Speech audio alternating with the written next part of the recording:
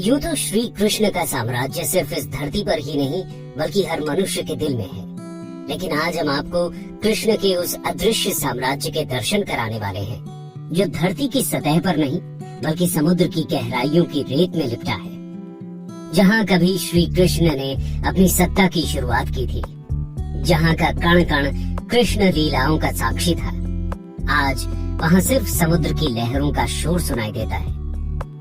गोमती नदी और अरब सागर के संगम पर बसा विश्वास और इतिहास को जोड़ता ये नगर आज भी श्रद्धालुओं के लिए देवभूमि है। भारत के पश्चिमी तट पर लगभग 6,500 स्क्वायर किलोमीटर तक फैले गुजरात में सौराष्ट्र जिले की तरफ जब बढ़ते हैं तो दूर से ही आसमान को चीरकर सनातन धर्म का बखान करती धर्म ध्वजा ये संदेश देती हुई दिखती है कि यहाँ से साक्षात मोक्ष का पवित्र धाम शुरू होता है।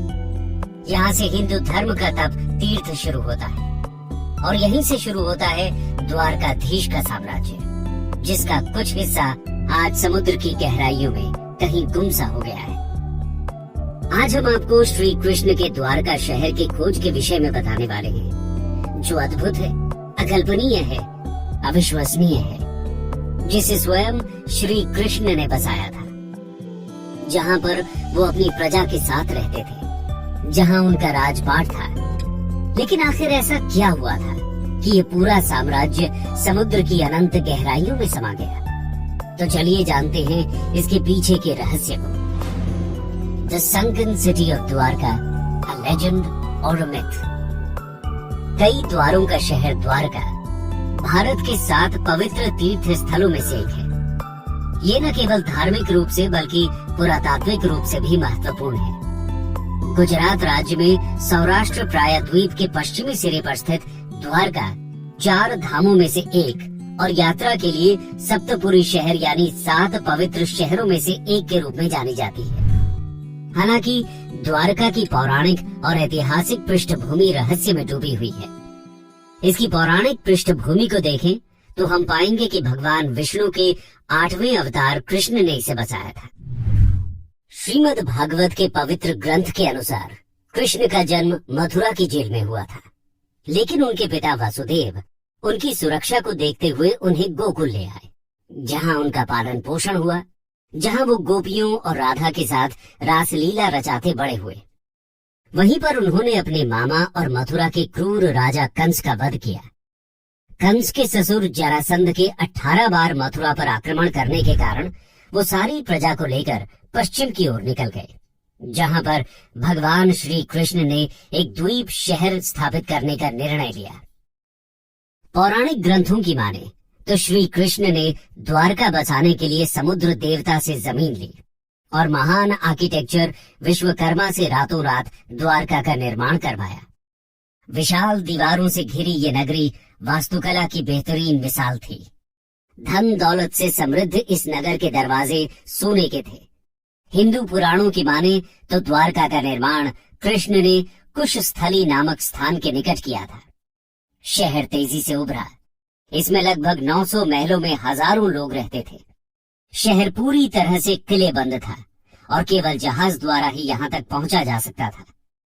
लेकिन श्री कृष्ण ने जिस शहर को इतने प्यार से समुद्र के बीच में बसाया, वो शानदार शहर उसी समुद्र में डूब गया। द्वारका का ये खोया हुआ शहर आज दुनिया भर में चर्चा का विषय बन गया है। लेकिन सवाल अभी भी वही है कि ये डूबा कैसे? दोस्तों, द्वारका नगरी के डूबने के पीछे कई तरह की कहानियां और मिथक फैले हुए हैं। महाभारत के अनुसार श्री कृष्ण पांडवों की तरफ से महाभारत के युद्ध में शामिल हुए थे और इस युद्ध में पांडवों की जीत हुई थी और कौरवों की हार। 100 पुत्रों के शोक से दुखी गांधारी ने क्रोध में आकर श्री कृष्ण को श्राप दे दिया कि जिस तरह कौरवों के वंश का नाश हुआ है, ठीक उसी प्रकार पूरे यदुवंश का भी नाश होगा। धीरे धीरे द्वारका में हालात तनावपूर्ण होने लगे। उसके पश्चात सभी यदुवंशी आपस में लड़ लड़कर मरने लगे थे। सभी यदुवंशियों की मृत्यु के बाद बलराम ने भी अपना शरीर त्याग दिया। बलराम के देह त्यागने के बाद श्री कृष्ण उदास होकर वन में विचरण करने लगे। घूमते घूमते वे एक स्थान पर बैठ गए और गांधारी द्वारा दिए गए श्राप के बारे में विचार करने लगे और फिर एक पेड़ की छांव में बैठ गए। इसी समय जरा नामक एक शिकारी का बाण उनके पैर में आकर लगा, जिसने दूर से उनके पैर के अंगूठे को हिरण का मुख समझकर बाण चला दिया था। जब वो शिकारी शिकार उठाने पहुंचा तो श्री कृष्ण को देखकर क्षमा मांगने लगा। कान्हा ने उसे अभयदान देकर देह त्याग दी। अर्जुन को कृष्ण के देह त्याग का जब संदेश मिला तो वो बहुत दुखी हुए। इसके बाद अर्जुन ने द्वारका पहुंचकर वासुदेव जी से कहा कि वो नगर में शेष बचे सभी लोगों को हस्तिनापुर चलने की तैयारी का आदेश दें। फिर अर्जुन ने प्रभास क्षेत्र जाकर सभी यदुवंशियों का अंतिम संस्कार किया। अगले दिन वासुदेव जी ने प्राण त्याग दिए। उस पर उनका अंतिम संस्कार कर अर्जुन सभी महिलाओं और बच्चों को लेकर द्वारका से निकल गए। जैसे ही उन लोगों ने नगर छोड़ा, द्वारका का राजमहल और नगरी समुद्र में समा गई। प्रचलित कहानियों के मुताबिक माता गांधारी के अलावा दूसरा श्राप ऋषियों द्वारा श्री कृष्ण के पुत्र साम को दिया गया था। दरअसल एक बार महर्षि विश्वामित्र, देवर्षि नारद और कण्व द्वारका गए। तब यादव वंश के कुछ लड़के ऋषियों के साथ उपहास करने के प्रयोजन से श्री कृष्ण के पुत्र साम को स्त्री वेश में ले गए और ऋषियों से कहा कि यह स्त्री गर्भवती है, आप इसके गर्भ में पल रहे शिशु के बारे में बताइए कि क्या जन्म लेगा। ऋषियों ने अपना अपमान होता देख श्राप दिया कि इसके गर्भ से मुसल उत्पन्न होगा और उस मुसल से समस्त यदुवंशी कुल का विनाश होगा। महाभारत के 23वें और 34वें श्लोक के अनुसार जिस दिन कृष्ण 125 साल के बाद आध्यात्मिक दुनिया में शामिल होने के लिए पृथ्वी छोड़ गए थे, उसी दिन शहर अरब सागर में डूब गया था और यही वो समय था जब कलयुग की शुरुआत हुई थी। समुद्र के देवता ने भूमि को एक बार फिर से वापस ले लिया, द्वारका के खोए हुए शहर को डुबो दिया, लेकिन भगवान कृष्ण के महल को बचा लिया। ये भी कहा जाता है कि खोई हुई द्वारका नगरी पर एक उड़ने वाली मशीन जहाज द्वारा हमला किया गया था। ये लड़ाई एलियंस सिद्धांतकारों की रुचि को बढ़ाती है, क्योंकि ऐसा लगता है कि ये लड़ाई तकनीक और शक्तिशाली हथियारों के साथ लड़ी गई थी। स्पेसशिप ने ऊर्जा हथियार का इस्तेमाल करके शहर पर हमला किया, जो देखने वालों को बिजली गिरने जैसा लगा, और ये इतना विनाशकारी था कि हमले के बाद शहर का अधिकांश हिस्सा खंडहर हो गया। दोस्तों, वैसे तो द्वारका आज तक एक रहस्य बना हुआ है, लेकिन आज इसके अवशेष पानी के नीचे खोजे जा रहे हैं। आइए जानते हैं इसे लेकर हमारे आर्कियोलॉजिस्ट्स क्या कहते हैं। Discovery of the submerged kingdom. दोस्तों, महाभारत के अनुसार तो प्राचीन द्वारका समुद्र में डूब गई थी, जिसकी वजह से आज ये एक महत्वपूर्ण पुरातात्विक स्थल बन गई है। द्वारका के समुद्री अवशेषों पर सबसे पहली नजर भारतीय वायुसेना के पायलटों की पड़ी थी, जो उस दौरान समुद्र के ऊपर से उड़ान भर रहे थे। इसके बाद ही 1970 में जामनगर के गैजेटियर में इसका उल्लेख किया गया। इससे पहले लोगों का कहना था कि द्वारका नगरी एक काल्पनिक नगर है और काल्पनिक कहानियों का कोई इतिहास नहीं होता। लेकिन इस शहर का पहला ऐतिहासिक रिकॉर्ड 6वीं शताब्दी में गुजरात के भावनगर के सामंत्य सिंहादित्य के पलिताना कॉपर प्लेट में पाया गया है। ये शिलालेख द्वारका के सौराष्ट्र के पश्चिमी तट की राजधानी में है और इसमें सबसे महत्वपूर्ण ये है कि इसमें कहा गया है कि श्री कृष्ण यहाँ रहते थे। इसके बाद से ही लोगों को भरोसा होने लगा। इस पर CSIR यानी council of scientific and industrial research के पूर्व प्रमुख और वैज्ञानिक डॉक्टर राजीव निगम महाभारत को कोट करते हैं। महाभारत में कृष्ण ने कहा है कि द्वारका शहर सागर से निकली जमीन पर बनाया गया था, लेकिन जब उसका पानी दोबारा अपनी पुरानी जगह पर आया तो शहर डूब गया। वो बताते हैं, पानी के नीचे खुदाई का काम मौजूदा द्वारकाधीश मंदिर के पास से शुरू हुआ था, जहां कई मंदिरों की एक श्रृंखला मिली, जिसका मतलब ये है कि जैसे जैसे पानी चढ़ता गया, मंदिरों की जगह आगे सरकती गई। इस अवलोकन ने भारत के चर्चित आर्कियोलॉजिस्ट डॉक्टर SR राव को आश्वस्त किया कि क्यों न समंदर के किनारे खुदाई की जाए, ताकि पता चल सके कि यहाँ इस डूबे हुए शहर के वास्तविक सबूत हैं या नहीं। इसके बाद साल 1979 में आर्कियोलॉजिस्ट डॉक्टर SR राव और उनकी टीम ने इसकी खोज शुरू की। उन्होंने मिलकर तथ्यों के सबूत तलाशने शुरू कर दिए बता दें कि एस.आर. राव कहते हैं कि जिस बात ने उन्हें द्वारका में अनिश्चित उत्खनन के लिए सबसे ज्यादा प्रेरित किया वो था महाभारत की तिथि और उसके ऐतिहासिक तथ्यों को लेकर उठ रहा विवाद। इसी खोज में समुद्र से हजारों फीट नीचे उसकी गहराइयों में द्वारका के महत्वपूर्ण अवशेष मिले, जिसमें 560 मीटर लंबी द्वारका की दीवार मिली, जिसकी बनावट महाभारत के द्वारका विवरण से मिलती जुलती है। पौराणिक ग्रंथों में मिले विवरण के अनुसार द्वारका में कुल 50 खंभे थे। आर्कियोलॉजिस्ट को इस खोज में करीब 30 खंभे मिले थे। इसके साथ ही उन्हें वहां पर उस समय के बर्तन भी मिले जो लगभग 1528 से लेकर 3000 ईसा पूर्व के थे। साइट से 500 से अधिक प्राचीन वस्तुएं प्राप्त हुई। कुछ नमूने तो 2000 साल के सांस्कृतिक उत्तराधिकार को मजबूती से स्थापित करते हैं। पत्थर के ब्लॉक, खंभे और सिंचाई प्रणालियों की खोज की गई। हालांकि इन खोजों की वास्तविक तारीख पर अभी भी विवाद चल रहा है, लेकिन ये सभी सबूत इस बात को प्रमाणित करते हैं कि कृष्ण नगरी द्वारका कोई काल्पनिक कहानी नहीं है, वो असल में मौजूद थी। इस खोज को लेकर भारतीय समुद्र वैज्ञानिकों का कहना है कि भारत के पश्चिमी तट पर मिले पुरातात्विक अवशेष 9000 साल से भी अधिक पुराने हो सकते हैं। 2005 में the archaeological survey of India द्वारा द्वारका नगरी की खोज फिर से आरंभ की गई।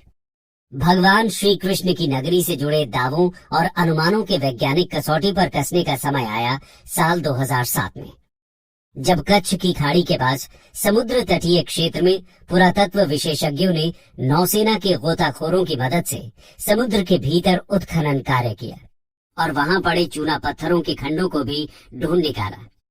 भारतीय पुरातत्व सर्वेक्षण के समुद्री पुरातत्व विशेषज्ञों ने इन दुर्लभ नमूनों को देश विदेशों की पूरा प्रयोगशालाओं को भेजा। मिली जानकारी के मुताबिक ये नमूने सिंधु घाटी सभ्यता से कोई मेल नहीं खाते, लेकिन ये इतने प्राचीन थे कि सभी दंग रह गए। नौसेना के गोताखोरों ने 40,000 वर्ग मीटर के दायरे में ये उत्खनन किया और वहां पड़े भवनों के खंडों के नमूने एकत्र किए, जिन्हें आरंभिक तौर पर चूना पत्थर बताया गया था। पुरातत्व विशेषज्ञों ने बताया कि ये खंड बहुत ही विशाल और समृद्धशाली नगर और मंदिर के अवशेष हैं। भारतीय पुरातत्व सर्वेक्षण के निदेशक A.K. सिन्हा के अनुसार द्वारका में समुद्र के भीतर ही नहीं बल्कि जमीन पर भी खुदाई की गई थी और 10 मीटर गहराई तक किए गए इस उत्खनन में सिक्के और कई कलाकृतियां भी प्राप्त हुई। डॉक्टर आलोक त्रिपाठी कहते हैं कि साल 2007 में विस्तृत खुदाई की गई है। मैं इस प्रोजेक्ट का निदेशक था। यहाँ हमें 10 मीटर की एक जगह में खंडहर मिले, जिन्हें समंदर ने तबाह कर दिया था। हमने तकरीबन 2 नॉटिकल मील गुणा 1 नॉटिकल मील इलाके का हाइड्रोग्राफिक सर्वे करवाया। इस इलाके के हाइड्रोग्राफिक सर्वे के डेटा से पता चलता है कि नदी का प्रवाह बदल रहा है।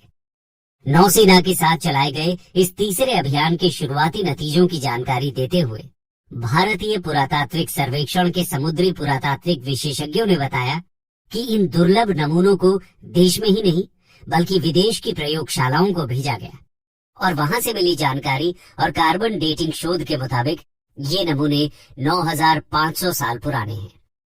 विदेशी वैज्ञानिक भी इस बात को जानकर हैरान थे। इन सैंपल्स को विदेशी प्रयोगशालाओं में भेजने का असली मकसद यही था कि इन पर किसी भी तरह का कोई शक न रहे। इस स्थान पर बड़ी संख्या में लंगर पाए गए, जिससे पता चलता है कि द्वारका एक ऐतिहासिक बंदरगाह था और उसने 15वीं से 18वीं शताब्दी तक भारतीय और अरबी क्षेत्रों के बीच व्यापारिक संपर्कों में भूमिका निभाई होगी। संस्कृत में द्वारका शब्द का अर्थ द्वार या दरवाजा है, जो संकेत देता है कि ये प्राचीन बंदरगाह शहर भारत आने वाले विदेशी नाविकों के लिए एक पहुंच बिंदु के रूप में कार्य करता होगा। पुरातत्वविद अब प्राचीन शहर की दीवारों की नींव की खोज के लिए पानी के नीचे खुदाई की तैयारी कर रहे हैं। भारतीय पुरातत्व सर्वेक्षण के निदेशक A.K. सिन्हा के अनुसार द्वारका में समुद्र के भीतर ही नहीं बल्कि जमीन पर भी खुदाई की गई थी और 10 मीटर गहराई तक किए गए उस उत्खनन में सिक्के और कई कलाकृतियां भी मिली हैं। उन्होंने माना कि जमीन पर मिले अवशेषों की समुद्र में मिले अवशेषों से समानता मिलती है। इस विषय पर जानकारी देते हुए भारत के समुद्र तकनीकी विभाग के मंत्री रहे मुरली मनोहर जोशी ने बताया था कि ध्वनि चित्रों से मानव निर्मित शिल्प का पता तो चला ही है, साथ ही एक प्राचीन नदी का भी पता लगाया गया है जो 9 किलोमीटर तक लंबी है और इसके किनारे पर ही इस प्राचीन सभ्यता के अवशेष और शिल्प पाए गए हैं। समुद्र तल से जो शिल्प निकाले गए उनका भी कार्बन डेटिंग शोध किया गया, जिससे ये पता चला कि वो भी करीब 9000 साल पुराने हैं। ये शिल्प लकड़ियों के हैं और इसमें दरार पड़ने के चिन्ह हैं। मुरली मनोहर जोशी ने कहा कि उनके मंत्रालय ने इस खोज का अध्ययन करने के लिए एक दल बनाया था, जिसका काम इस खोज को आगे बढ़ाना और ये पता लगाना था कि इस इलाके के प्राचीन स्थानों से क्या संबंध है। दोस्तों, पुराणों और धर्म ग्रंथों में वर्णित प्राचीन द्वारका नगरी और उसके समुद्र में समा जाने से जुड़े रहस्यों का पता लगाने का कार्य पिछले कई सालों से रुका पड़ा था। Archaeologist A.K. सिन्हा ने कहा कि पानी में खोज के कार्यों के लिए बड़े आधारभूत संरचना की जरूरत है। प्राचीन द्वारका नगरी की खोज जैसी बड़ी परियोजना के लिए समुद्र में प्लेटफॉर्म और काफी एक्सपीरियंस वाले गोताखोरों की जरूरत होती है जो पानी में गहराई तक जा सके।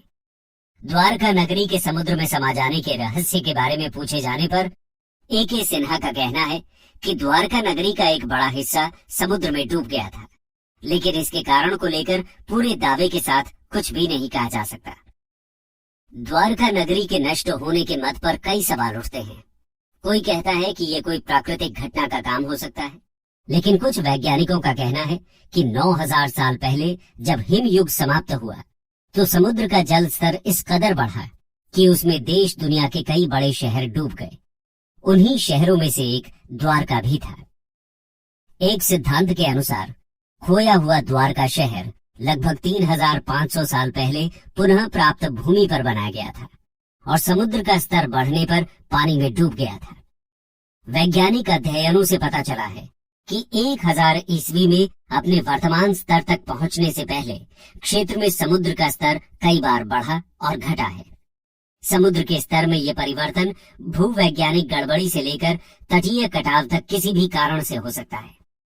हालांकि इस मामले पर आज भी शोध जारी है और अब तक जो भी सबूत मिले हैं उससे सिद्ध होता है कि ये एक असली घटना है। हमारे बीच एक और सबूत ये भी है कि महाभारत में जिन 35 शहरों के बारे में लिखा हुआ है वो आज भी हमारे बीच मौजूद हैं। आर्कियोलॉजिकल डिपार्टमेंट को इसके कई प्रमाण मिले हैं। भारत और इसके आसपास के कई देशों का महाभारत में उल्लेख हुआ है। इंद्रप्रस्थ भारत की राजधानी दिल्ली है। हस्तिनापुर आज उत्तर प्रदेश राज्य का मेरठ जिला है। कुरुक्षेत्र हरियाणा का एक जिला है। वहीं गांधार आज अफगानिस्तान में स्थित है। तो वहीं श्री कृष्ण की द्वारका भी गुजरात का एक शहर है। कंक्लूजन। दोस्तों, इस रिसर्च से इतना कहा जा सकता है कि द्वारका एक छोटा शहर नहीं था, बल्कि एक विस्तृत और समृद्ध राज्य था। ये सभी साक्ष्य और सबूत जब भविष्य में भारत के समृद्ध और प्राचीन इतिहास को बताने के रूप में पेश किए जाएंगे तो ये हमारी सभ्यता के लिए बड़े ही गर्व की बात होगी। दोस्तों, आपका इस विषय पर क्या कहना है? कृष्ण जीवन का सार सिखाते हैं, व्यर्थ की चिंता, व्यर्थ के डर से मुक्त करते हैं, भविष्य को छोड़ वर्तमान में जीने का पाठ सिखाते हैं, कर्म का सबसे बड़ा मर्म समझाते हैं। पर आज श्री कृष्ण की निशानियों के साक्षात दर्शन के लिए आवश्यक है कि समुद्र का मंथन एक बार और हो और जो शुरू किया जाए उसे निष्कर्ष तक पहुंचाया जाए।